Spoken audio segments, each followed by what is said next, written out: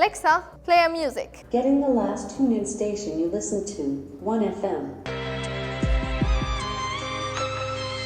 Aishola khoye sangele purure man. سلامونه او ښې چارې. ډېر نوښتونه خپرونې ته مو هرکلی کوو. زرینې نن هوا څه ناڅه ګرمه ده، ډېره ګرمي مې وشوه.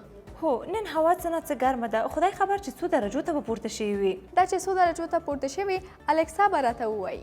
هو وای آب در گذر و ما تشنه لبان میگردیم. Alexa, how much degree the temperature is today? Right now, in Kabul, Afghanistan, it's 88 degrees Fahrenheit. Tonight, expect a low of 66 degrees.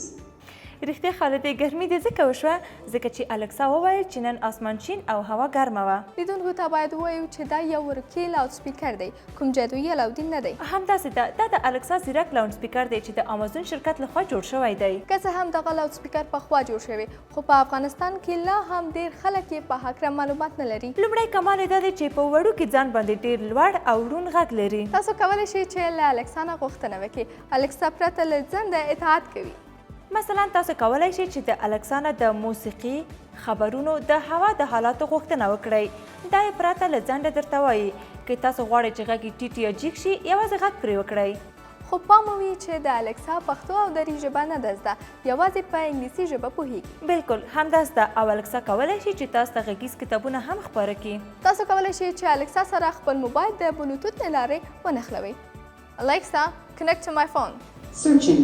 You're already connected to Mir's iPad.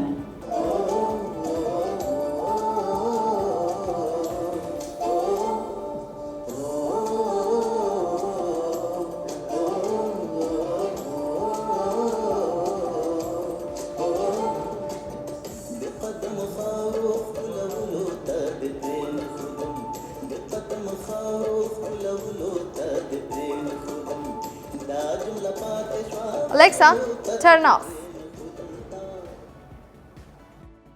که چیرې تاسو لوکس په ټکنالوژۍ سمبال کورونه لرئ نو کولی شئ چې خپل ټول کور د الکسا په مرسته کنټرول کړئ.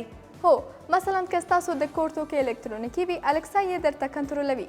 لکه دروازه خلاصولی او بندولی شي، څراغونه ګلولی او لګولی شي او همداسې الکسا نور ډېر کارونه هم کولی شي. الکسا بلا نور کمالونه هم لري. د امازون کمپنۍ د دې هڅه کوي چې دغې وسیلې ته لا پرمختګ ورکړي. خالدې نړۍ ورځ په ورځ پرمختګ کې ده، خدای خبر چې نور به څه اختراګانې وشي. زرینې له بلې دې خبره کړم له څه شي نه؟ څو کاله وروسته به زموږ او تاسې په جامو کې هم ټکنالوژي وکاریږي. اوس هم ځینې توکي چې موږ او تاسو یې په ورځني ژوند کې کاروو په ټکنالوژۍ سمبال دي، لکه عینکې یا د ګوګل عینکې یا هم ژباړنې عینکې یا هم هغه ځیرک ساعتونه چې هم د ساعت یا ګړۍ کار ورکوي او هم موبایلونه دي. بالکل همداسې ده. مثلا ځینې جامې چې د ګرمۍ او د یخنۍ پر ضد جوړې شوي. هو ځینې جامې د ګرمۍ ضد دي چې د ګرمۍ پر مهال سړه هوا تولیدوي او انسان له ګرمۍ نه ساتي. او ځینې بیا د یخې هوا پر وړاندې انسان ګرم ساتي. ځینې خولۍ جوړې شوي چې وړوکي برقي پکې لري چې د سولر په مرسته چلانیږي او له لمر نه چارجیږي. کاش زموږ هیواد کې هم سوله وی چې موږ هم اختراګانې کړې وی.